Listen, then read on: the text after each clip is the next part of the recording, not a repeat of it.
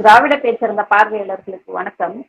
பல்வேறு கருத்துக்களை நம்ம பகிர்ந்துக்கிறதுக்காக அண்ணா திராவிட மக்கள் முன்னேற்ற கழகத்தின் பொதுச் செயலாளரும் உயர்நீதிமன்ற வழக்கறிஞருமாகிய தோழர் பசும்பொன் பாண்டியன் அவர்கள் நம்மோடு இணைஞ்சிருக்காங்க. வணக்கம் தோழர். வணக்கம் தோழர். தோழர், இன்று ஒரு செய்தி பரபரப்பாக வந்தது. தாவேகா நிர்வாகிகள் குருமூர்த்தியை சந்திச்சாங்கன்னு முதல்ல ஒரு செய்தி வந்தது. அடுத்த செய்தி குருமூர்த்தி இல்ல என்னை யாரும் சந்திக்கலன்ட்டு மறுப்பு செய்தி வெளியிட்டு இருந்தாரு. ஆனா நீங்க அறக்கலம் செய்திக்கு கொடுக்கும்போது அதை உறுதிப்படுத்தி பேசிருந்தீங்க. எதன் அடிப்படையில பேசுனீங்க, அது குறித்து சொல்லுங்க. முதல்ல RSS சங் பரிவார் கூட்டங்கள் அது ஒரு ரகசிய அமைப்பு மாதிரிதான்.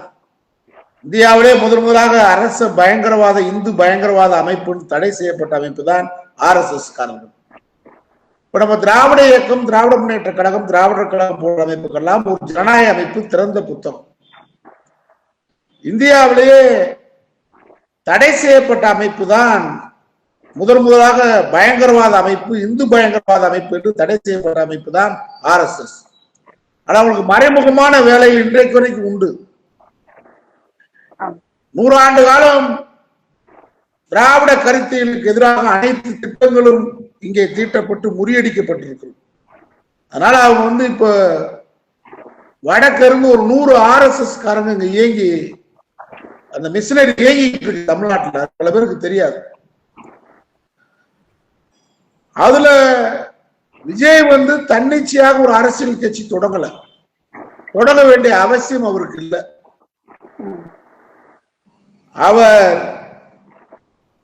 பாரதிய ஜனதா கட்சியை கொள்கை ரீதியாக எதிர்க்கிறேன் சொல்றவரு கொள்கை எதிரியே 2024 நாடாளுமன்ற வீழ்த்துறதுக்கு என்ன வியூகம் வகுத்தாரு? அவர் தேர்தலவே சந்திக்கலையா? அப்ப கட்சி ஆரம்பிச்சுட்டாரு. எனக்கு ஒரே நோக்கம் 2026 தான் அப்படின்னா என்ன அர்த்தம்? அது பாஜக என்ன பண்றான்னா, பெரியார கடுமையாக திட்டி ஒரு அரசியல் செய்ய வேண்டும். அது சங்கராச்சாரியர் கூட்டமோ அது குருமூர்த்தி கூட்டமோ செஞ்சா மக்கள் நம்ப மாட்டாங்க. பெரியார வாழ்கன்னு சொல்லிட்டு இப்ப ஒளிகன்னு சொல்றதுக்கு சைமன் சீமான பிடிச்சு இறக்குனாங்க. அது ஒரு கடுமையான கொந்தளிப்பு மக்கள் மத்தியில, திராவிட இயக்க தோழர்கள் மத்தியில வந்ததுக்கு பின்னாடி அடக்கப்பட்டது. ஆமா, அப்புறம் பார்த்தாங்க இந்த விஜய் கொஞ்சம் இன்னைக்கு இருக்க தமிழ்நாட்டு நடிகர்கள் இளைஞர்கள் மத்தியில அவருக்கு ஒரு கவர்ச்சி இருக்குன்னு தான் சொல்ல முடியும். ஒரு பேச்சை கேட்கறதுக்கு வர்ற கூட்டம் இல்ல, பேச்சை கேட்க வந்த கூட்டமா தான் நேற்று இவ்வளவு மரணம் ஏற்பட்டிருக்காது. அவரை பார்க்கறதுக்கு ஒரு கவர்ச்சி நடிகையை பாக்குற மாதிரி அவரை கவர்ச்சி நடிகரா பாக்குறாங்க. அவர் ஒரு பெரிய பேச்சாற்றல் மிக்க, சொல்லாற்றல் மிக்க அண்ணா மாதிரி, கலைஞர் மாதிரி, நம்ம தளபதி மாதிரி, ஆசிரியர் வீரமணி மாதிரி அப்படி பார்க்கல. பொதுமக்கள் பார்வையில அவரை ஒரு கவர்ச்சி நடிகரா பாக்குறாங்க. அப்போ ஒரு கூட்டம் வரத்தான் செய்யும். அது தமிழ்நாட்டை பிடிச்சி சாபக்கேடு. நீங்க அப்படி அவர் புலிப்படம் நினைக்கிறேன், ஒரு விழுப்புரத்துல படப்பிடிப்புல இருந்தார். அப்போ வருமான வரித்துறை வீட்டுல 150 கோடி ரூபாய்க்கு மேல அவர்கிட்ட பணம் இருக்கிறத தெரிஞ்சுக்கிட்டு தான், அதாவது ஊழலை ஒழிக்க போற விஜய் எப்படி இருக்காருன்னு கேட்டா, தயாரிப்பாளர்கிட்ட எவ்வளவு பணம் வாங்குறான்றதுக்கு அவர் வருமான வரி கட்டுறது இல்லை. அது அவர் சொல்ல ஒத்துக்கிறாரா? எந்த கூட்டத்தில் சொல்ல முடியுமா? எங்க 10 கோடி ரூபா வாங்கினா 3 கோடி ரூபா தான் ஒயிட்டு, 7 கோடி ரூபா பிளாக். அதை தெரிஞ்சுக்கிட்டு தான், மோப்பம் பிடிச்சுக்கிட்டு தான் வருமான வரித்துறை படப்பிடிப்பு தளத்துக்கே சென்று விஜய புடலில தட்டி கார்ல கொண்டு என்ன சொல்றேன்னு கேட்கிறாங்க. டீல் ஆகுது. நாக்பூர் RSS தலைமையுடைய ஏற்பாட்டின் அதனாலதான் கட்சி உதயம் சொல்றேன். அந்த கட்சி உதயத்துக்கு காரணம் தான். இப்ப அவர் மேடையில பேசிட்டு இருக்கிறார்ல, இது பூரா யார் எழுதி கொடுக்குறான்றீங்க? எங்க இருந்து வருது? நாக்பூர் தலைமை ஆசையோட குருமூர்த்தி எழுதி கொடுக்கறதுதான். நீங்க OPS தர்ம யுத்தம் நடத்தினாரு, நானாதான் நடத்துறேன்னு சொன்னாரு. அவர் ஒரு கட்டத்துக்கு என்ன சொன்னாரு? டெல்லியில இருந்து என்னைய பஞ்சாயத்து பண்ணி பிரதமர் மோடி தான் என்னைய துணை முதலமைச்சரா இருந்துக்குன்னு சொன்னாரு. அதனாலதான் துணை முதல்வர் பதவி ஏத்துக்கிட்டேன்.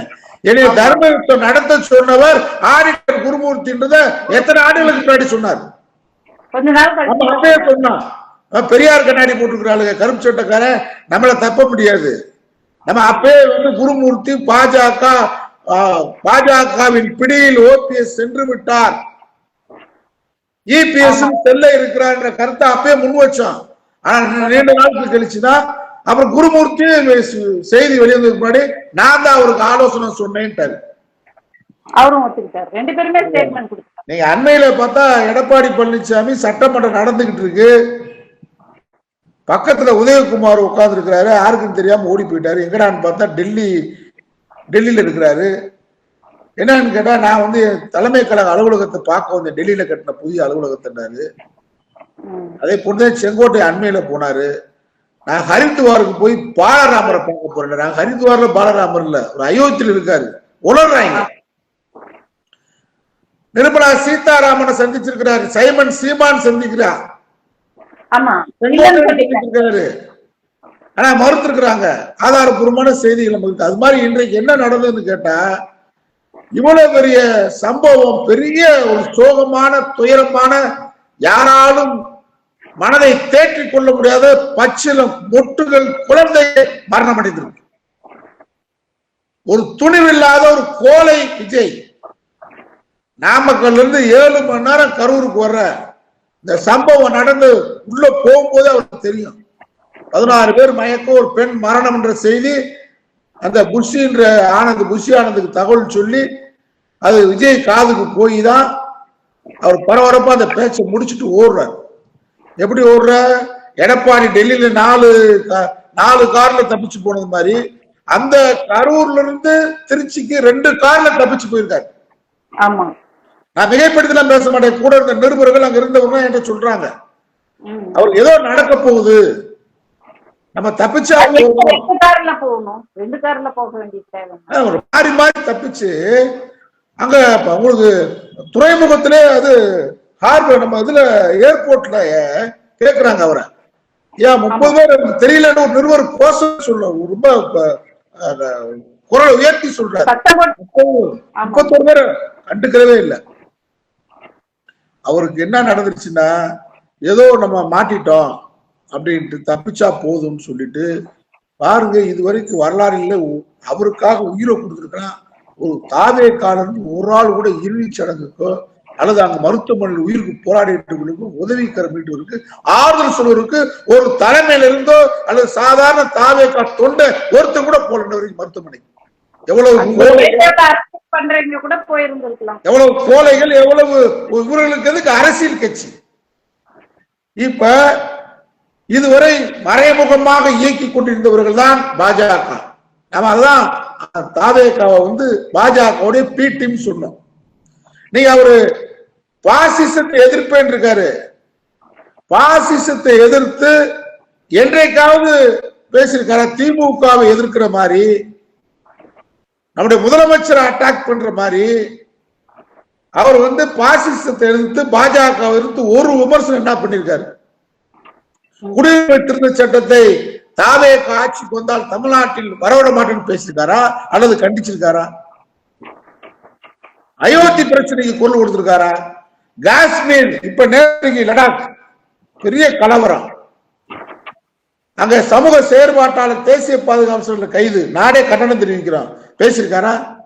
அயோத்தி பிரச்சனை கேட்டா, முத்தாலா பிரச்சனை, குடியுரிமை பேசும்போது சொன்னாருங்களே, நீட்டு குறித்தும் தமிழ்நாட்டுக்கு நிதி புதிய கல்விக் கொள்கை ஏத்துக்கலாம் நிதி கொடுக்க மாட்டேன் அப்படின்னு சொன்னதே நாமக்கல். அது நம்ம சொல்றதுக்காக 2 வார்த்தை ஊடால பேசுறது, பாசிசத்தை எதிர்த்து பேச மாட்டேன்றதுக்காக மைல்டா.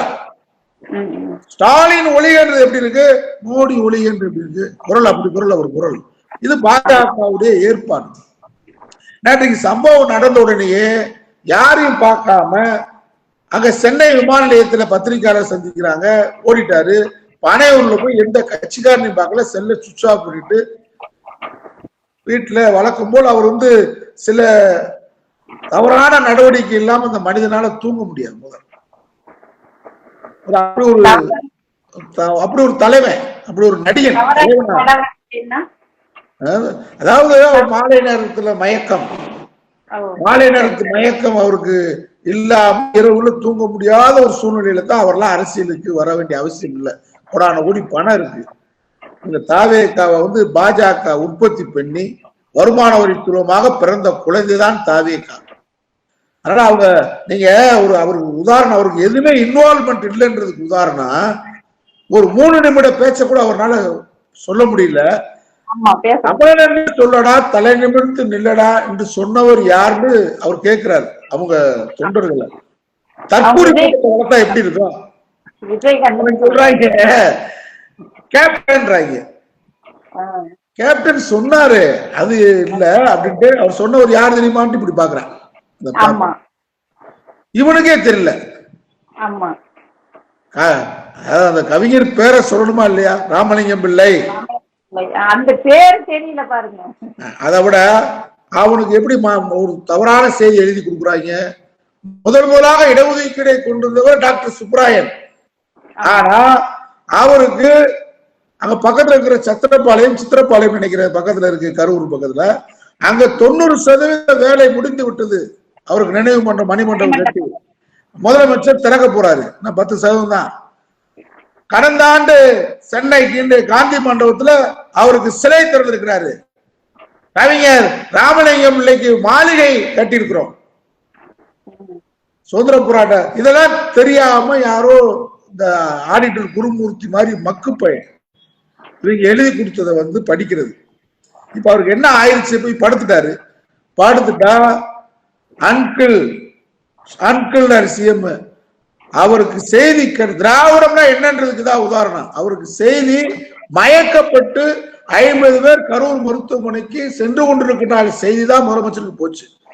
இரவு 7:15 மணி 7:40 தலைமைச் செயலகத்தை மூடிய தலைமைச் செயலகத்தை திறந்து வைத்து அங்கே மருத்துவத்துறை அதிகாரிகளை, டாக்டர்களை, உயரதிகாரிகளை வர சொல்லி உடனடியாக கோயம்புத்தூர், ஈரோடு, சேலம், திருப்பூர், திண்டுக்கல் கூடிய மருத்துவர்கள், விடுப்புல போன மருத்துவர்கள் வர சொல்லி நம்முடைய அமைச்சர் வாசு அவர்களை அங்க அனுப்பிச்சு, பக்கத்துல அன்பில் மகேஷ், அங்க ராஜேந்திரன், சேலத்தில் இருக்கக்கூடிய நம்முடைய அமைச்சர், இவங்க எல்லாரும் போக சொல்லி இதெல்லாம் சொல்லிட்டு இருக்கும் போதே அங்க நம்முடைய சட்டமன்ற உறுப்பினர் முன்னாள் அமைச்சர் செந்தில் பாலாஜி போய் எல்லா ஏற்பாடும் பண்ணிட்டு இருக்காரு.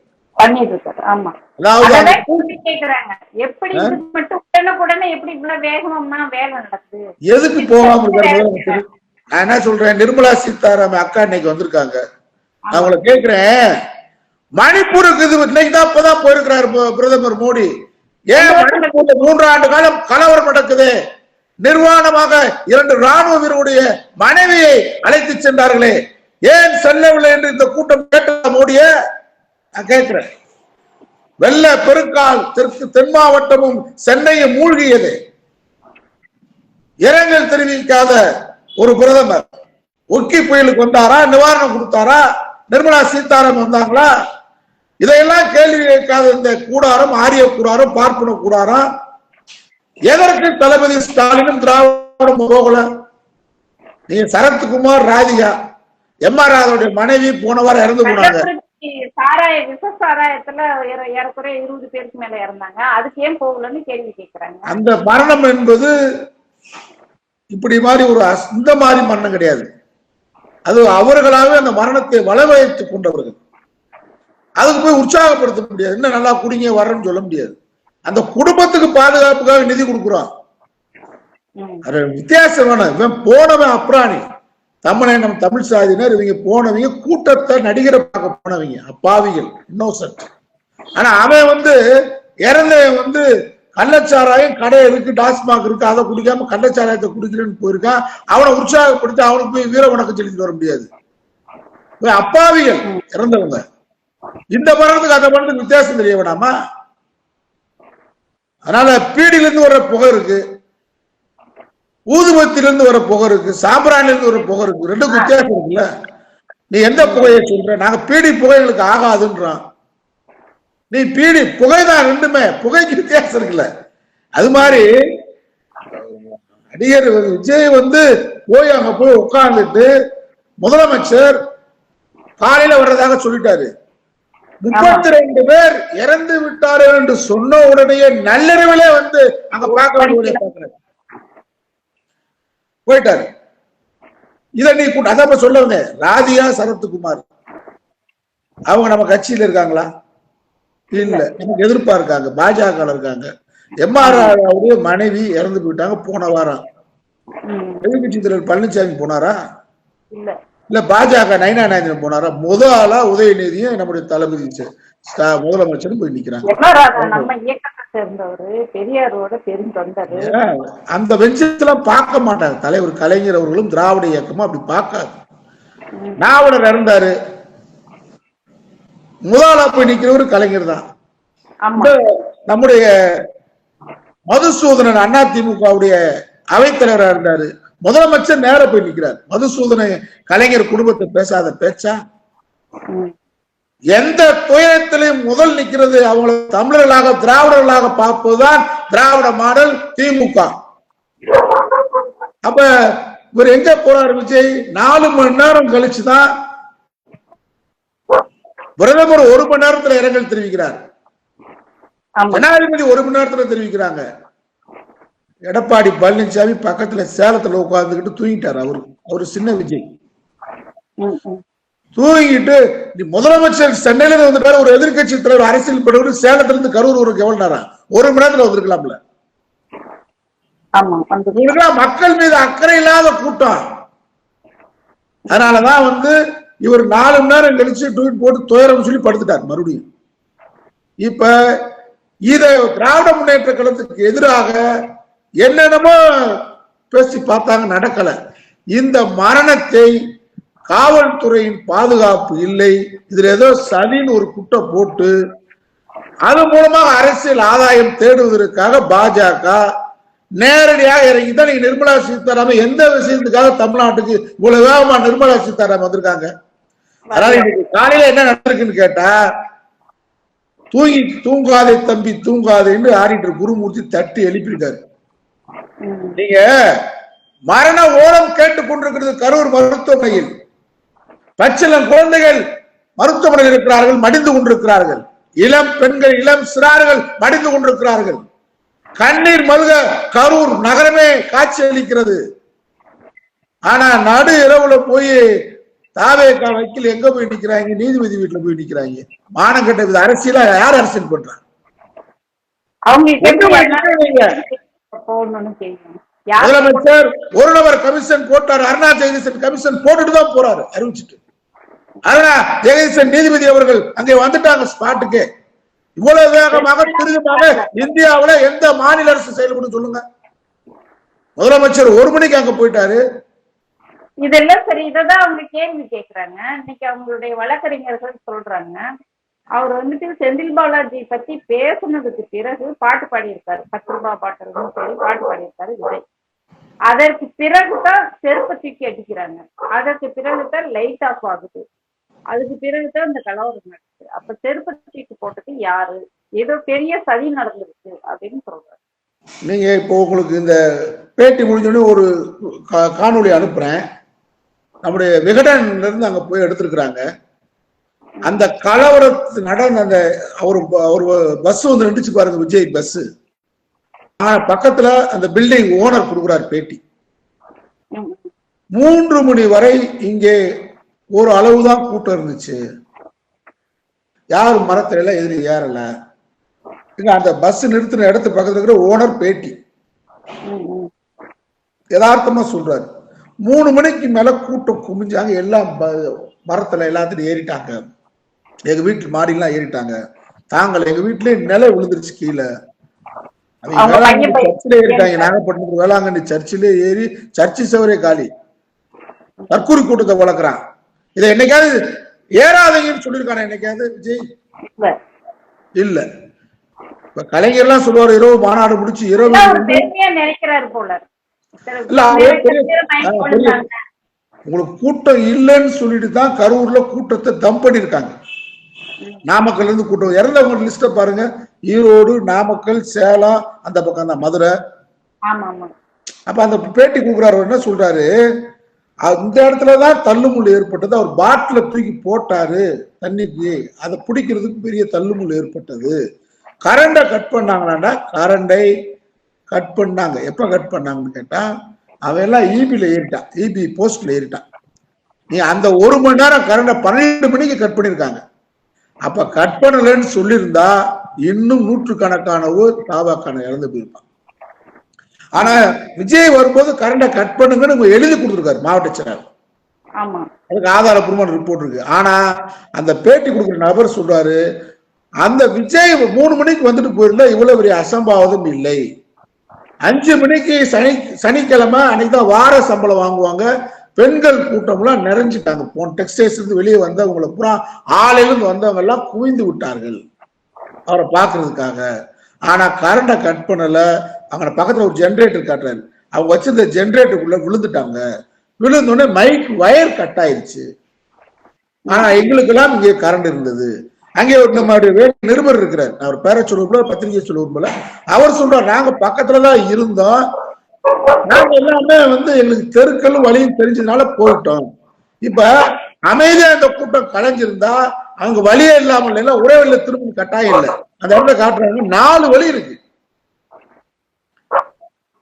அப்ப கூட்டத்தை கட்டுப்படுத்த தெரியாத ஒரு தற்கூரி கூட்டத்துக்கு தலைவனாக இருக்கக்கூடிய விஜய் பாஜகவுடைய கட்டுப்பாட்டிற்காக பாஜகவுக்கு அடிபணிந்து ஒரு கட்சி ஆரம்பிச்சிருக்க விஜய் இன்றைக்கு என்ன போய் எங்க போய் நிக்கிற? ஒரு நபர் கமிஷன் போட்டாச்சு. அப்ப இது யார் வேலை? சிபிஐ விசாரணை வைக்கணும்னு சொன்னது யார் வேலை? நட்டா தலைமையில 8 பேர் குழு போட வேண்டிய அவசியம் என்ன? தமிழ்நாட்டுல வெள்ளத்தால் பாதிக்கப்பட்டு சுனாமியால் பாதிக்கப்பட்ட போதெல்லாம் தமிழ்நாட்டை எட்டி பார்க்காத கூட்டம் இன்னைக்கு என்ன விஜய்க்கு? அப்ப யாரால் நீங்க யாருக்கு யார் நண்பன்? தெரிஞ்சு போச்சு வெளியே யாருன்னு. பூனைக்குட்டி வெளியே வந்துருச்சு. இன்னைக்கு போய் அவர் பனையூர் வீட்டுல இருந்து யாருக்கும் தெரியாம ஒரு கார்ல அங்க இருக்கக்கூடிய மந்தவெளி பக்கத்துல இருக்கக்கூடிய பட்டினப்பாக்கத்துக்கு ஒரு அபார்ட்மெண்ட் வீட்டுக்கு போயிருக்காரு. குருமூர்த்தியும் கார் அங்க போயிருக்கு. இருவரும் சந்தித்ததாக எங்களை போன்றவர்களுக்கு நம்பகத்தனமான தகவல். அது ஒன்றும் ஆச்சரியம் இல்லை, அதிசயம் இல்லை. உங்களுக்கு ஆச்சரியமா இருக்கா? இல்ல இல்ல, ஆச்சரியமா. இது ஒரு பெரிய ஆச்சரியம் இல்ல, அதிசயம் இல்ல. ஆனா ஒரு பயத்தை தொடர்ச்சியாக அவர்களுக்கு ஒரு பயத்தை உருவாக்குறான் பாஜக. எப்படி உருவாக்குறான்னா, திமுக வழக்கு போட்டுரும். முதல்ல எஃப்ஐஆர்ல வந்துருச்சு. இப்ப எஃப்ஐஆர்ல இந்த கூட்டத்துக்கு இப்ப நடிகர் விஜயை கைது செய்யலாம். அல்லு அர்ஜுன் சொல்லி பெங்களூர்ல எல்லாரும் கேட்டு இருக்காங்க, அல்லு அர்ஜுனை கைது பண்ணாங்க, ஏன் விஜய் கைது பண்ணாங்க? கைது பண்ணலாம். நம்ம திராவிட மாடல் முதலமைச்சர் எப்படின்னா ஜனநாயகம், கொஞ்சம் மரியாதை, இப்படி பார்க்கக்கூடிய ஒரு தாராள ஜனநாயகவாதி முதலமைச்சர். மறைந்த ஜெயலலிதா அம்மா இருக்கட்டும், இன்னைக்கு அவங்க அப்பா சந்திரசேகரன் தூக்கி உட்கார வச்சிருப்பாங்க, அனில் குஞ்சுபுரம் தூக்கி உட்கார வச்சிருப்பாங்க. அந்த அம்மா இருந்துட்டா சங்கராச்சாரிய தூக்கி உட்கார வைக்கலையா? ஆனா நம்ம முதலமைச்சர் எப்படி இருக்காருன்னா எல்லாத்துக்கும் ஒரு நிதானமா போறாரு. இது பாஜகவுடைய ஆதாரங்கள் இன்னைக்கு நல்லா திரண்டுகிட்டு இருக்கு, எவிடன்ஸ் நல்லா வந்துகிட்டு இருக்கு. தாவேக்காவுக்கு கரூர் ஒரு முடிவுரை எழுதிவிட்டது. ஆடிட்டர் குருமூர்த்தியுடைய ஆலோசனையை இன்னைக்கு என்னன்னு கேட்டா, இந்த வழக்குல இருந்து எங்களை கைது பண்ணிடக்கூடாதுக்காக தான் ஆடிட்டர் குருமூர்த்திட்ட விழுந்திருக்காங்க. அவங்க என்ன நினைக்கிறாங்க, எங்க காலில் விழுந்துக்கிட இதை காமிச்சு, இந்த வழக்கை காமிச்சு எங்க கிட்ட நீ வராட்டினா அவனை தூக்கி உள்ள வச்சிடும் திமுக அரசு, காலில் விழு. எடப்பாடி பழனிசாமி மகனுக்காக தானே காலில் விழுந்து கிடக்காரு. அதிமுக கூட ஊழலுக்காக தானே டெல்லியில காத்து கிடக்குறாங்க. யாராவது துணிச்சல எதுக்க முடியுது அண்ணா திமுக டெல்லிய? அதனால ஆடிட்டர் குருமூர்த்தியை விஜய் ஆட்களும் விஜயும் என்று சந்தித்து ஆலோசனை பெற்றிருக்கிறார்கள். அந்த துர் ஆலோசனையை நம்ம சந்திப்போம். நன்றி தோழர், மகிழ்ச்சி. சரிங்க.